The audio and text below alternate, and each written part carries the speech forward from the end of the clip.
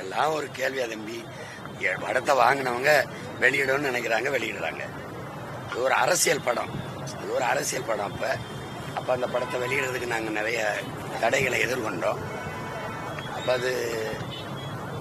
இப்ப அதை வாங்கினவங்க எல்லா படங்களும் மறு வெளியீடு வர்றது வழக்கமா இருக்குல்ல, அதனால இது செய்யறாங்க. அதுக்கு ஒரு சிறப்பு காரணம் இருக்கிறதா எனக்கு தெரியல.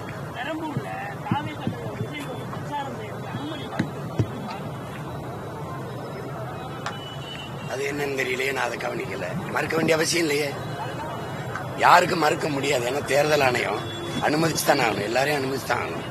அது என்னன்னு தெரியல, எனக்கு தெரியல, நீங்க சொல்லிதான் தெரியுது. மறுக்க வேண்டிய அவசியம் இல்லையே. அப்புறம் என்ன ஜனநாயகம், அப்புறம் என்ன மக்களாட்சி? எல்லாரும் ஜனநாயகத்துல சம வாய்ப்பு சம உரிமைங்கிறது வெற்று பேச்சாயிரும். தேர்தல் கட்டுப்பாட்டுல அதிகாரிகள் வந்திருக்காங்க, இன்னும் பழைய அதிகாரிகள் வந்து திமுக இருக்காங்க. பல இடங்கள்ல வந்து எதிர்கட்சிக்கு அனுமதி மறுக்கிறாங்க. விஜய் தொடர்ந்து மறுக்கிறாங்க. தெருமுனை பிரச்சாரத்துடன் சொல்லி 214 ஒரு சென்னையில 140 இடங்களும் தேர்வு பண்ணியிருக்காங்க. திமுக ஆளுங்கட்சியா இருக்கக்கூடிய பகுதியில் அதிக அளவுல கூடக்கூடிய மக்களுக்கு அனுமதி வழங்குறாங்க. எப்படி பாக்குறீங்க? தேர்தல் ஆணைய கட்டுப்பாட்டுல இருக்கா இல்ல திமுக? இல்ல, அதே நெருக்கடி இன்னைக்கு இல்ல. இப்ப தம்பி விஜய் இப்பதான் அனுபவிக்கிறாரு. நான் கடந்த 15 ஆண்டுகளா அனுபவிக்கிறேன். நான் பேச ஏதாவது கேட்டா எங்க மக்கள் நடமாட்டமே இருக்காதோ அந்த சந்துக்குள்ள கொடுத்துருவாங்க. எங்க யாருமே இல்லை இங்க பேசிட்டு போன்ற மாதிரி. அது இன்னைக்கு தானே அவர் அனுபவிக்கிறாரு. நான் நீண்ட காலமா அனுபவிச்சுட்டு வரேன், எனக்கு பழகிடுச்சு. உங்களுக்கு புரியுது நினைக்கிறேன்.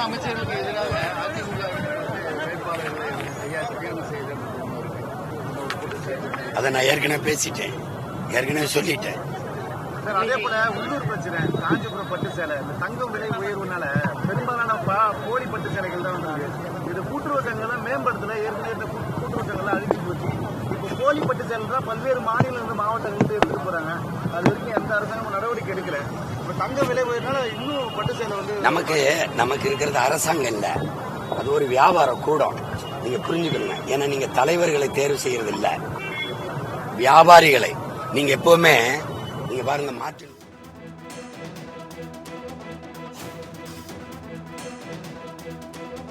காஞ்சிபுரத்தில் பிரச்சாரத்தில் ஈடுபட்ட சீமான் செய்தியாளர்களை சந்தித்தார். அப்பொழுது விஜய்க்கு ஆதரவாக அவர் குரல் எழுப்பிய அந்த காட்சிகளை பார்த்தோம்.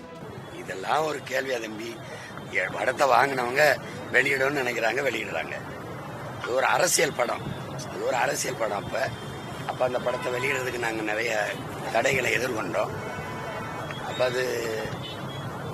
இப்ப அதை வாங்கினவங்க எல்லா படங்களும் மறு வெளியீடு வர்றது வழக்கமா இருக்குல்ல, அதனால இது செய்யறாங்க.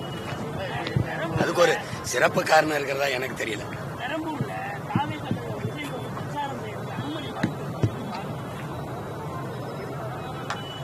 அது என்னன்னு தெரியலையே, நான் அதை கவனிக்கல. மறுக்க வேண்டிய அவசியம் இல்லையே, யாருக்கும் மறுக்க முடியாது. ஏன்னா தேர்தல் ஆணையம் அனுமதிச்சு தானே ஆகணும், எல்லாரையும் அனுமதிச்சு தான் ஆகணும். அது என்னன்னு தெரியல, எனக்கு தெரியல, நீங்க சொல்லிதான் தெரியுது. மறுக்க வேண்டிய அவசியம் இல்லையே. அப்புறம் என்ன ஜனநாயகம், அப்புறம் என்ன மக்களாட்சி?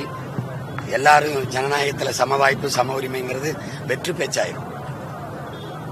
தேர்தல் கட்டுப்பாட்டுல அதிகாரிகள் வந்திருக்காங்க, இன்னும் பழைய அதிகாரிகள் வந்து திமுக இருக்காங்க. பல இடங்கள்ல வந்து எதிர்கட்சிக்கு அனுமதி மறுக்கிறாங்க. விஜய் தொடர்ந்து மறுக்கிறாங்க. தெருமுனை பிரச்சாரத்துடன் சொல்லி 214 ஒரு சென்னையில 140 இடங்களும் தேர்வு பண்ணியிருக்காங்க. திமுக ஆளுங்கட்சியா இருக்கக்கூடிய பகுதியில் அதிக அளவுல கூடக்கூடிய மக்களுக்கு அனுமதி வழங்குறாங்க. எப்படி பாக்குறீங்க? தேர்தல் ஆணைய கட்டுப்பாட்டுல இருக்கா இல்ல திமுக? இல்ல, அதே நெருக்கடி இன்னைக்கு இல்ல. இப்ப தம்பி விஜய் இப்பதான் அனுபவிக்கிறாரு. நான் கடந்த 15 ஆண்டுகளா அனுபவிக்கிறேன். நான் பேச ஏதாவது கேட்டா எங்க மக்கள் நடமாட்டமே இருக்காதோ அந்த சந்துக்குள்ள கொடுத்துருவாங்க. எங்க யாருமே இல்லை இங்க பேசிட்டு போன்ற மாதிரி. அது இன்னைக்கு தானே அவர் அனுபவிக்கிறாரு. நான் நீண்ட காலமா அனுபவிச்சுட்டு வரேன், எனக்கு பழகிடுச்சு. உங்களுக்கு புரியுது நினைக்கிறேன்.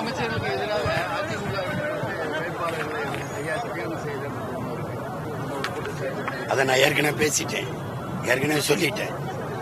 அதே போல உள்ளூர் பிரச்சனை, காஞ்சிபுரம் பட்டு சேலை, இந்த தங்கம் விலை உயர்வுனால பெரும்பாலான போலி பட்டு சேலைகள் தான் வந்தது.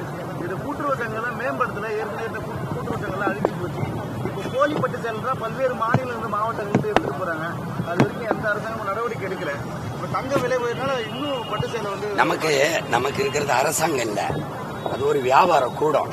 நீங்க புரிஞ்சுக்கணும். ஏன்னா நீங்க தலைவர்களை தேர்வு செய்யறது இல்ல, வியாபாரிகளை. நீங்க எப்பவுமே நீங்க பாருங்க மாற்றில்